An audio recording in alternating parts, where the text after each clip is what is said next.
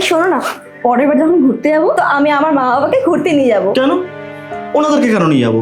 না নিয়ে যাওয়ার কি আছে, প্রত্যেকবার তো তোমার মা বাবা যায়, এবার না হয় আমার মা বাবা যাবে। ওটা আমার মা বাবা, ওটা তোমার ফ্যামিলি, ঠিক আছে? তোমার মা বাবা তোমার ফ্যামিলি আর আমার ব্যাস। মা বাবা। এ ব্যাপারে বেশি কথা না বলে ভালো।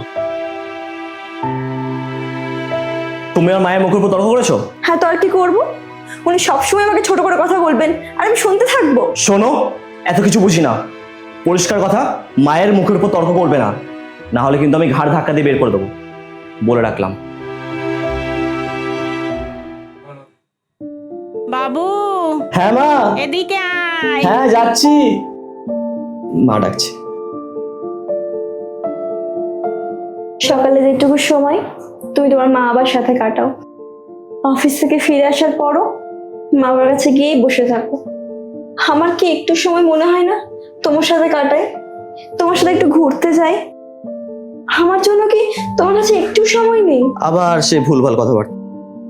একটা ছেলের সব থেকে বড় দায়িত্ব হলো মা বাবার সেবা করা, মা বাবার খেয়াল রাখা। আর আমি আমার আরে তুমি চুপ করো তো, ঘুমাও।